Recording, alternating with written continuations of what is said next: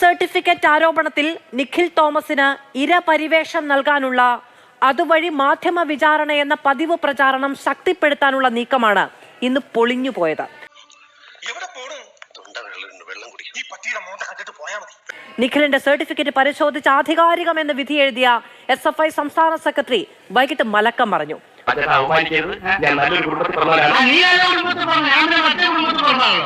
വ്യാജ സർട്ടിഫിക്കറ്റ് വിവാദത്തിൽ ഉൾപ്പെട്ട നിഖിൽ തോമസിനെ പൂർണ്ണമായും പിന്തുണച്ചുകൊണ്ടായിരുന്നു SFI നേതൃത്വം രാവിലെ രംഗത്തെത്തിയത്. അതാണ് ഞങ്ങളുടെ കുടുംബത്തിന്റെ മഹിമ.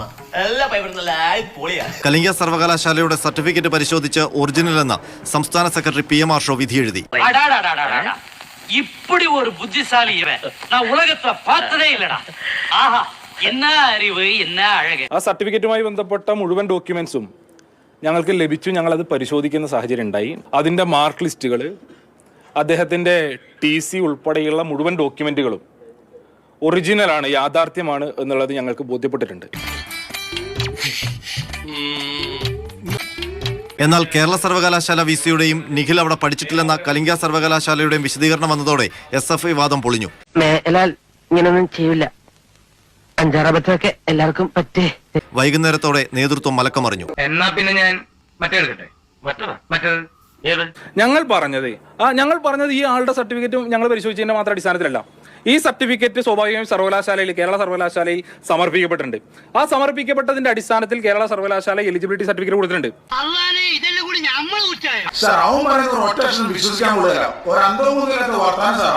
ആ എലിജിബിലിറ്റി സർട്ടിഫിക്കറ്റ് ഉൾപ്പെടെ ഒറിജിനലാണ്. ആ വസ്തുതയുടെ കൂടെ അടിസ്ഥാനത്തിലാണ് ഞങ്ങൾ ഈ പറഞ്ഞ ഒരു സർട്ടിഫിക്കറ്റ് ഒറിജിനലാണ് എന്നുള്ള വാദം മുന്നോട്ട് വെച്ചിരുന്നത്.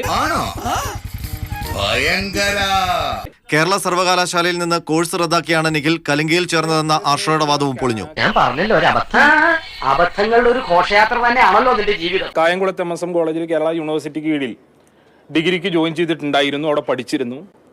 ആ ഡിഗ്രി അദ്ദേഹം ക്യാൻസൽ ചെയ്തിട്ടുണ്ട്. ക്യാൻസൽ ചെയ്തു എന്നുള്ള ഡോക്യുമെന്റും ഒറിജിനലാണ്. ഒരേ സമയം 2 കോഴ്സും ചെയ്തിട്ടുണ്ട് എന്ന് തന്നെയാണ് ഞാൻ പറഞ്ഞത്. ഒരേ സമയം 2 കോഴ്സുകളും ചെയ്തിട്ടുണ്ട്. ഇത് ക്യാൻസൽ ചെയ്തതിനു ശേഷം അവിടെ പോയി ജോയിൻ ചെയ്തു എന്നല്ല ഞാൻ പറഞ്ഞത്. ആ ഡിഗ്രി അദ്ദേഹം ക്യാൻസൽ ചെയ്തിട്ടുണ്ട്. ക്യാൻസൽ ചെയ്തു എന്നുള്ള ഡോക്യുമെന്റും ഒറിജിനലാണ്. ഒരേ സമയം 2 കോഴ്സുകളും ചെയ്തിട്ടുണ്ട്. ഇത് ക്യാൻസൽ ചെയ്തതിനു ശേഷം അവിടെ പോയി ജോയിൻ ചെയ്തു എന്നല്ല ഞാൻ പറഞ്ഞത്.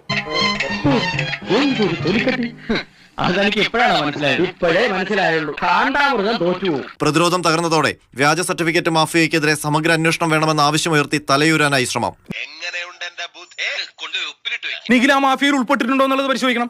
അത്തരം മാഫിയകൾ കേരളത്തിൽ പ്രവർത്തിക്കുന്നുണ്ടോ, ആ മാഫിയകളുടെ ഇടപെടൽ എന്ത് എന്നുള്ളതിനെ സംബന്ധിച്ച് വലിയ പരിശോധന നടത്തേണ്ടതായിട്ടുണ്ട്.